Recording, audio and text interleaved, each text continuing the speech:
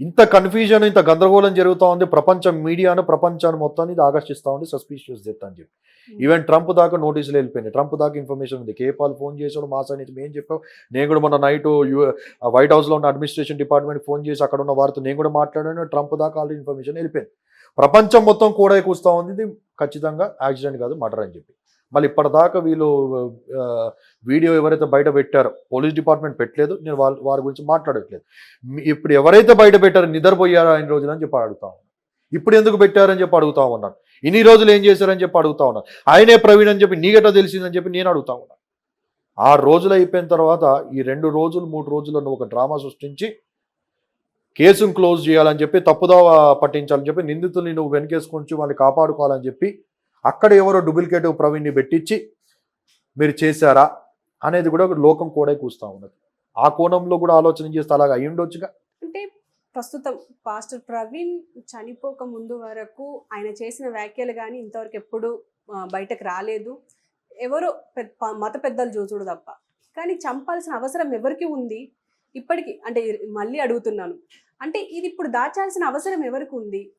ఇది పొద్దున్నే అమెరికా నుంచి రాజా బోడా అని చెప్పి ఒక వ్యక్తి, ఆయన ఏ పార్టీకి సంబంధించిన వ్యక్తి కాడు, సారీ సౌండ్ రావట్లేదు అంటే కిరాయి రౌడీలు ఇవాళ ఎట్లయితే మిర్యాల కూడా చెప్పారు కదా, ఆస్కార్ గిస్కర్ ఎవరో అట్లా కిరాయి రౌడీని అది చేస్తున్నట్టు కాంట్రాక్ట్ కిల్లర్స్ అంటారు. చూసారా వీడియో? ఎవరు చేయించారు ఏంటి అనేది ఒకటి చెప్తాం. సో అందులో అయితే ఆ బైక్ ని తీసుకున్నది ఆ 7 ఒకటి తీసుకున్నాడంట. అర్థమైందా? తర్వాత ఏం చేసినట్టు ఆయన మొత్తం బట్టలు వేసినట్ట.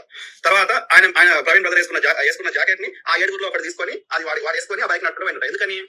ఎందుకంటే ఆ బైక్ మీద పోతుంది ప్రవీణ్ బ్రదర్ అని నమ్మించడానికి, తప్పుదో పట్టేయడానికి విచారణ. అర్థమైందా? కెమెరాల అన్నింటిలో వీళ్ళు చంపలేదు, అది నేచురల్ గా డెత్ అయిందని, యాక్సిడెంట్ అయిందని చూపెట్టడానికి ఆయన బైక్ తీసుకొని ఆయన జాకెట్ వేసుకొని ఆ 7 ఒకటి పోయినట్ట. ఓకే, తర్వాత ఏంది, ఆ ప్రవీణ్ బ్రదర్ కి ఆ కిడ్నాప్ చేసి విజయవాడ లెక్కను సో ఆయనకి విషం ఇచ్చారట. పాయిజన్ అంటే విషం పాయిజనస్ ఇంజెక్షన్ ఇచ్చారు, విషం ఇచ్చారు. తర్వాత అక్కడనే ఆయనకి ముఖం మీద అంతా మొత్తం కొట్టాల్సిన దగ్గర అంతా కొట్టేసారు. అర్థమైందా? 7 వెళ్తున్న ప్రాంతాలనే కొట్టారు. ఎందుకంటే చీకట్లో కొడితే ఏడబడితే ఆడితే బలుతాయి. ఇప్పుడు ఎక్కడైతే యాక్సిడెంట్ అయిన దగ్గర ఒకవేళ యాక్సిడెంట్ అయినా డిఫరెంట్ ఉంటుంది, నిజంగా అక్కడ దాడి చేసిన చీకట్లో దాడి చేస్తే ఏడబంటే అడగాలి ఉంటే డ్రెస్ అంతా చినిపోయి ఉంటుంది, శరీరం అంతా రక్తం అడుగులు ఉంటుంది. కానీ ఆ కొట్టిన దగ్గర ఆ శరీరం దొరికిన దగ్గర రక్తం లేదు, ఆ శరీరం మీద ఎలాంటి గాయాలు లేవు.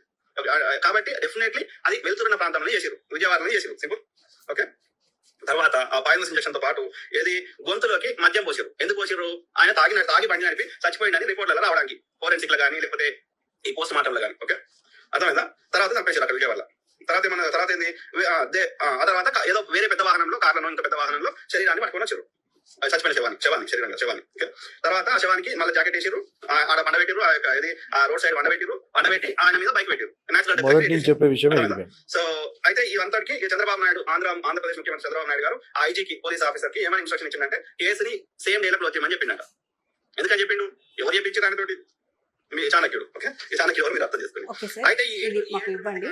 అయితే నేనేం అడుగుతున్నానంటే, ఇంతవరకు పోస్ట్ మార్టం రిపోర్ట్ కానీ, ఫోరెన్సిక్ రిపోర్ట్ కానీ, ఇంకా మిగతా రిపోర్ట్ ఏది బయటికి రాలేదు. కానీ ఎందుకు అంటే ఏ రిపోర్ట్ రాలేదు, ఏది నిర్ధారణ కాలేదు, అది యాక్సిడెంటా హత్యనా అని చెప్పి అసలు నిర్ధారణ కాలేదు. ఎందుకు ఇప్పుడు హెజిటేషన్స్ చేస్తున్నారు? ఎందుకు నిరసనలు? మాకు న్యాయం కావాలని చెప్పి నిరసనలు మేము చేస్తా ఉన్నాం. ఆబ్వియస్లీ మనం చేస్తాం. అది మాకు ఇప్పుడు హత్య అని చెప్పి ఇంకా నిర్ధారణ కాలేదు కదా. నిర్ధారణ అదే ఇప్పుడు ఈ వీడియో బేస్ చేసుకొని చూస్తా ఉంటే ఆయనకి ఎలా వచ్చిందో నాకు తెలియదు ఇన్ఫర్మేషన్. కానీ పోస్ట్ మార్టం రిపోర్ట్ రాలేదు, ఏది రాలేదు. కానీ ఆయన ముందే అన్ని ఇలా ఇలా చేశారు, ఇది చేశారు, అది చేశారు అని చెప్పేసి అంటున్నారు.